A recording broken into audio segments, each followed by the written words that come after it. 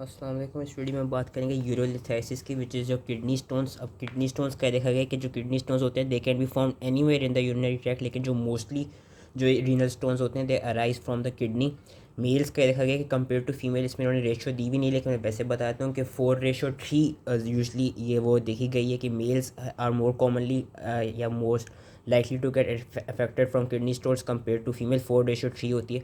और जो peak as देखी गई है वो ये देखा गया कि बिटवीन 20 to 30 ईयर्स के जो इंडिविजुअल्स होते हैं, कुछ किताबों में ये भी दिया हुआ है कि जो बिटवीन 30 to 50 ईयर्स के इंडिविजुअल होते हैं उनमें ज़्यादा चांस है कि उनमें किडनी स्टोन्स की फॉर्मेशन हो जाए।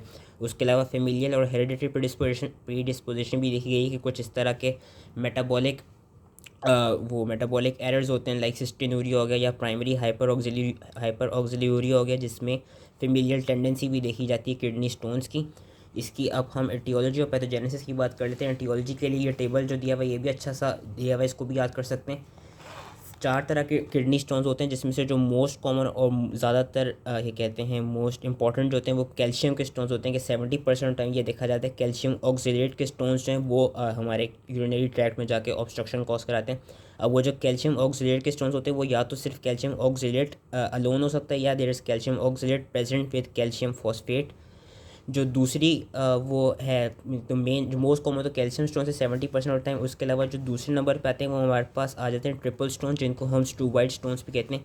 इनको हम ट्रिपल स्टोन इसलिए कहते हैं क्योंकि 15% ऑफ द टाइम हमको इस तरह के स्टोन्स मिलते हैं। इसमें बेसिकली 3 एलिमेंट्स एक साथ कंबाइंड हुए होते हैं, मैग्नीशियम, अमोनियम और फॉस्फेट। ये तीनों एक साथ मिल के स्टोन बना रहे होते हैं, इसलिए हम इसको स्टूवाइड स्टोन या ट्रिपल स्टोन कहते हैं। फिर 5 to 10% ऑफ द टाइम हमको यूरिक एसिड के स्टोन मिलते हैं, and 1 to 2% of the time हमको सिस्टीन के स्टोन्स मिलते हैं। और जो उसकी पैथोजेनेसिस देखी गई है वो ये देखी गई है कि the stones form due to increase urinary concentration of the stones constituents such that it exceeds their solubility, as a result it causes super saturation of the urine.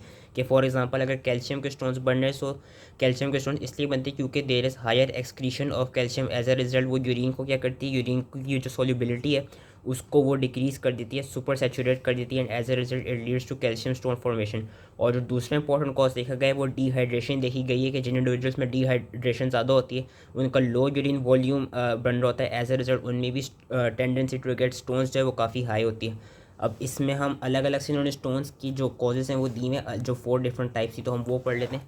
Calcium के जो स्टोन्स होते थे जिनको कैल्शियम ऑक्सीलेट स्टोन्स थे, अब इसकी statistics याद रखने की ज़रूरत नहीं है, लेकिन ये देखा गया कि जो कैल्शियम ऑक्सीलेट्स के स्टोन्स होते हैं जिन पेशेंट्स में, उन पेशेंट्स को या तो हाइपर कैल्शीमिया हो होता है एंड हाइपर कैल्शियूरिया हो होता है। और वो हाइपर कैल्शीमिया और हाइपर कैल्शियूरिया किस लिए हो रहा होता है, ड्यू टू हाइपर पैराथायरॉयडिज्म, या due to any diffuse bone diseases, या ड्यू टू सार्कोइडोसिस। 55% इंडिविजुअल्स में हमको ये मिलता है कि उनमें हाइपर कैल्शियूरिया और होता है, लेकिन हाइपर कैल्सीमिया नहीं होता। मतलब कि जो कैल्शियम के ब्लड में लेवल्स होते हैं वो नॉर्मल होते हैं, लेकिन कैल्शियम की ज़्यादा एक्सक्रीशन हो रही होती है through kidneys, and that occurs due to hyper absorption of calcium from the intestine, जिसको हम एब्जॉर्प्टिव हाइपर कैल्शियूरिया कहते हैं। या कोई इम्पेयरमेंट हो गई किडनी के लेवल पे जिसकी वजह से कैल्शियम की रीअब्जॉर्प्शन जो है वो कम हो रही है, जिसको हम रीनल हाइपर कैल्शियूरिया कहते हैं। और कभी कभी इडियोपैथिक फास्टिंग हाइपर कैल्शियूरिया हो जाता है, जिसमें जो पैराथायरॉयड के फंक्शंस होते हैं वो नॉर्मल होते हैं। कैल्शियम ऑक्सीलेट स्टोन्स के साथ कभी कभी ये भी देखा गया कि there is increase uric acid secretion, जिसको हम हाइपर यूरिकोशोरिक कैल्शियम नेफ्रोलिथेसिस कहते हैं, which might be present with और विदाउट हाइपर कैल्शियूरिया। और ये किस तरह होती है, इस तरह होती है कि there is basically nucleation of calcium oxalate by uric acid crystals inside the collecting ducts. 5% of the individuals में ये देखा जाता है कि उनमें हाइपर ऑक्सिल्यूरिया भी होता है। अब हाइपर ऑक्सिल्यूरिया क्या होता है कि या तो वो हेरिडिटरी हो सकता है, या इसमें ये होता है कि देयर इज बेसिकली जो ऑक्सलेट आयन होता है उसकी इंटेस्टाइन में ज़्यादा ओवर एब्जॉर्प्शन होने लग जाती है, और एज अ रिजल्ट फिर हाइपर ऑक्सिल्यूरिया की वजह से कैल्शियम के स्टोन्स बनने लग जाते हैं। लास्टली उन्होंने एक चीज़ बताई हुई है, हाइपोसिट्रेटोरिया। हाइपोसिट्रेटोरिया को मैं एंड में दोबारा समराइज कर दूंगा। हाइपोसिट्रेटोरिया बेसिकली ये देखा गया कि जिन इंडिविजुअल्स में सिट्रेट के लेवल कम हो उन इंडिविजुअल्स में भी चांस होता है कि उनमें कैल्शियम ऑक्सीलेट के स्टोन्स बन जाए। अब सिट्रेट बेसिकली होता है क्या, citrate is an ion, it is a basically inhibitor of the crystal formation. ये एज अ इनहिबिटर के तौर पे जो सिट्रेट आयन होते हैं वो स्टोन्स की जो क्रिस्टल्स होते हैं उनके इनहिबिटर के तौर पे एक्ट कर रहा होता है। अगर इसकी डेफिशिएंसी हो जाएगी, इसकी कमी हो जाएगी जो कि हाइपोसिट्रेटोरी में देखी जाती है, तो भी देर से चांस कि कैल्शियम ऑक्सीलेट के स्टोन्स बन जाएँ। और लास्टली उन्होंने बताया हुआ है कि कुछ इंडिविजुअल्स ऐसे होते हैं कि जिनमें कोई भी कैल्शियम के मेटाबॉलिज्म से रिलेटेड कोई डिसऑर्डर्स नहीं होते, उनमें इडियोपैथिकली ही कैल्शियम स्टोन्स बन जाते हैं, जिसको हम कहते हैं इडियोपैथिक कैल्शियम स्टोन डिजीज़। के these individuals they have calcium stones and there is no cause can be found. अब हम आते हैं मैग्नीशियम अमोनियम फॉस्फेट स्टोन पे। मैग्नीशियम अमोनियम फॉस्फेट स्टोन का याद रखना है कि ये यूजली और जो यूरिया स्प्लिटिंग बैक्टीरियाज होते हैं, यानी वो बैक्टीरिया जिनके पास यूरियस एंजाइम प्रेजेंट हो, अगर उनसे इन्फेक्शन हो जाए, उन बैक्टीरिया का इन्फेक्शन हो जाए, उन इंडिविजुअल्स में मैग्नीशियम अमोनियम फॉस्फेट के स्टोन्स मिलते हैं। जिसमें हमारे पास एग्जांपल आ जाती है प्रोटीज की। प्रोटीज का अगर इन्फेक्शन होगा जो कि यूरिया स्प्लिटिंग बैक्टीरिया है, so there is a chance कि उन इंडिविजुअल्स में मैग्नीशियम अमोनियम फॉस्फेट स्टोन्स बन जाए, क्योंकि प्रोटीज क्या कराता है, या जो उसका यूरियस एंजाइम है वो कराता है कि वो यूरिया को अमोनिया में कन्वर्ट कर देता है। अब एज अ रिजल्ट जब यूरिया अमोनिया में कन्वर्ट हो जाता है, इट लीड्स टू जो यूरिन की अपनी पीएच होती है, जो यूरिन की जो वो होती है कॉन्सेंट्रेशन होती है, वो एल्कलाइन बन जाती है। And this alkaline urine it causes the precipitation of magnesium ammonium and phosphate salts. तो एज अ रिजल्ट इस तरह के हमको स्टोन्स इन इंडिविजुअल्स में मिलते हैं।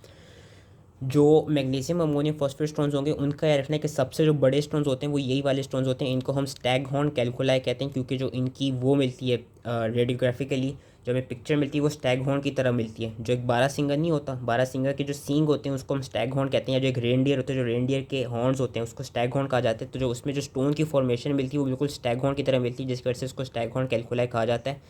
देन कम्स जो uric acid stones. Uric acid stone का ये देखा गया कि इट यूजली जिन इंडिविजुअल्स को हाइपर यूरिसीमिया हो, फॉर एग्जांपल कोई गाउट का पेशेंट हो या लुकीमिया का पेशेंट हो, लुकीमिया के पेशेंट में ये देखा जाता है कि रैपिड सेल टर्नओवर हो रहा होता है। एज ए रिजल्ट उनमें यूरिक एसिड की जो कॉन्सेंट्रेशन होती है वो बड़ी हुई होती है, तो उन इंडिविजुअल्स में यूरिक एसिड के स्टोन्स बन जाते हैं।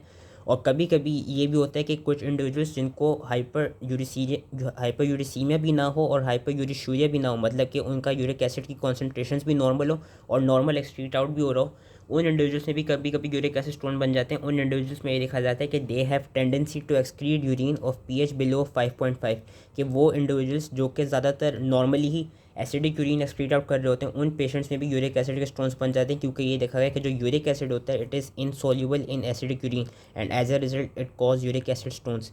इस कारण ये दिखाया हुआ कि जब हम रेडियोग्राफिकली डिटेक्ट करते हैं जो यूरिक एसिड के स्टोन्स होते हैं वो रेडियो लूसेंट होते हैं। एक चीज़ मैं बताना भूल गया था कि जो कैल्शियम के स्टोन्स होते हैं ना, जो कैल्शियम ऑक्सलेट के स्टोन्स होते हैं, these are radiopaque, whereas जो यूरिक एसिड के स्टोन्स होते हैं these are radiolucent. Lastly come जो सिस्टीन के स्टोन, सिस्टीन के स्टोन ज़्यादा कोई भी जेनेटिकल डिफेक्ट आए हो कि जो किडनी में जो अमाइनो एसिड होता है सिस्टीन, उसकी अगर नॉर्मली रीअब्जॉर्प्शन ना हो रही हो, देन उस केस में हमको सिस्टीन के स्टोन्स मिलते हैं। और इन इंडिविजुअल्स में देखा जाता है कि इनको सिस्टीनूरिया हो रहा होता है, एक ऑटोसोमल रिसेसिव डिसऑर्डर हुआ होता है ये, लेकिन इतना इंपॉर्टेंट नहीं होता क्योंकि इसे 1 to 2% ऑफ द इंडिविजुअल्स में देखा जाता है। तो जो एक समरी है इन चारों स्टोन्स की वो यही है कि why do stones form, they form due to increase concentration of stone constituents due to changes in urinary pH. जिस तरह भी हमने देख लिया, अगर एल्कलाइन यूरिन होगा so there is a higher chance के मैग्नीशियम अमोनियम फॉस्फेट सॉल्ट्स बन जाए, और अगर एसिडिक यूरिन पास हो रहा होगा so there is a higher chance के यूरिक एसिड के स्टोन्स बन जाए।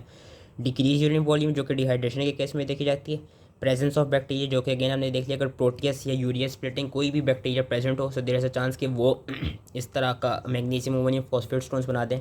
And lastly due to deficiency in inhibitors of the crystal formation in urine. वो कौन कौन से इनहिबिटर्स हो सकते हैं जिनकी डेफिशिएंसी हो जाए? Citrate, pyrophosphate, diphosphate, glycosaminoglycans, osteopontin and a glycoprotein known as nephrocalcin. तो इनमें से सिट्रेट को हर हाल में याद रख लेना है, बाकी अगर एक दो भी आ जाए तो it is more than enough. Now we come to our morphology. Morphology इसकी ये देखी गई कि जो किडनी स्टोन्स होते हैं 80% ऑफ द इंडिविजुअल्स में यूनिलैटरली होते हैं, और ये रीनल कैल्विसिस के एरिया में फॉर्म करते हैं, या तो पेल्विस के लेवल पे फॉर्म करते हैं, या कभी कभी ब्लैडर के अंदर ये किडनी स्टोन्स हमको मिलते हैं। रीनल पेल्विस में देखा गया कि वहाँ पे जो स्टोन्स फॉर्म होते हैं दे यूजली रिमेन स्मॉल। अब जो इनका कॉन्टूर है, यानी जो इनकी एक ओवरऑल आउटलाइन है, it could either be smooth और it could be irregular and jagged masses of spicules. ये देखा जाता है कि जो कैल्शियम के स्टोन्स होते हैं ना, कैल्शियम ऑक्सलेट के स्टोन्स काफ़ी पेनफुल होते हैं। कैल्शियम ऑक्सलेट के स्टोन्स पेनफुल इसलिए होते हैं क्योंकि उनकी जो आउटर लाइनिंग जो होती है दैट कंटेन स्पाइक्यूल्स, स्पाइक्स की फॉर्म में होती है, एज अ रिजल्ट वो पेन कॉज करा रही होती है। अब वेयरएज जो मैग्नीशियम अमोनियम फॉस्फेट के स्टोन होते हैं और जो यूरिक एसिड के स्टोन होते हैं वो इतना पेन कॉज नहीं कराते, क्योंकि जो उनकी ओवरऑल आउटर लाइनिंग जो होती है they are having smooth contours. और ये भी देखा गया है कि जो यूरिक एसिड के स्टोन्स होते हैं वो हमें ज़्यादातर मल्टीपल मिलते हैं, वेयरएज जो कैल्शियम ऑक्सलेट और मैग्नीशियम अमोनियम फॉस्फेट के स्टोन्स होते हैं वो कभी कभी हमको ज़्यादातर सिंगुलर ही मिलते हैं। उसके बाद उन्होंने यही बताया कि the progressive accretion of the salts leads to the development of branching structures which known as staghorn calculi. Branching की वही हॉर्न लाइक फॉर्मेशन बन रही होती है, ये हमें किन स्टोन में मिलती है? हमें मैग्नीशियम अमोनियम फॉस्फेट के स्टोन्स में मिलती है।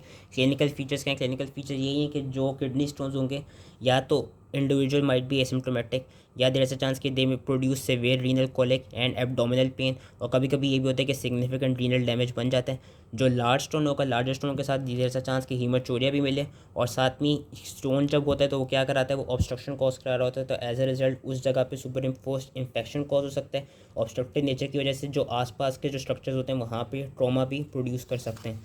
सो that was all related to kidney stones. इसमें मेन चीज़ यही जो इनकी 4 टाइप्स हैं वो याद रख लेनी है। एक और दफ़ा मैं वो रिवाइज करा देता हूँ। कैल्शियम वाले जो स्टोन्स हैं इनका भी स्पाइकी वो आउटलाइनिंग होती है, इसलिए पेनफुल होते हैं और ये रेडियोपेक होते हैं। मैग्नीशियम मोनोफॉस्फेट स्टोन्स में हमेशा प्रोटीज को याद रखना है कि जब भी यूरिया स्प्लिटिंग बैक्टीरिया की बात हो गई या स्टैगहोर्न कैल्कुलाई की बात हो गई, क्योंकि सबसे बड़े स्टोन्स यही वाले होते हैं, तो याद रख लेना कि मैग्नीशियम मोनोफॉस्फेट स्टोन की बात हो रही है। यूरिक एसिड स्टोन का ये देखा गया कि इनका इंपॉर्टेंट पॉइंट ये कि दीज आर रेडियोल्यूसेंट, और सिस्टीन स्टोन्स का इतना नहीं पूछा जाता। बाकी जो एक और चीज़ मैं बताना भूल गया वो ये है कि इनके लिए अगर इन्वेस्टिगेशंस आ जाएँ तो 4 तरह की इन्वेस्टिगेशन कराते हैं। एक तो हम वही एक्सरे कराते हैं किडनी, यूरेटर और ब्लैडर का, which is known as X-ray KUB। हम CT करा सकते हैं, हम अल्ट्रासोनोग्राफी करा सकते हैं, एंड लास्टली हम IVO करा सकते हैं, which is intravenous urogram. So that was all related to urolithiasis. I hope ये समझ में आ गया, एंड थैंक यू।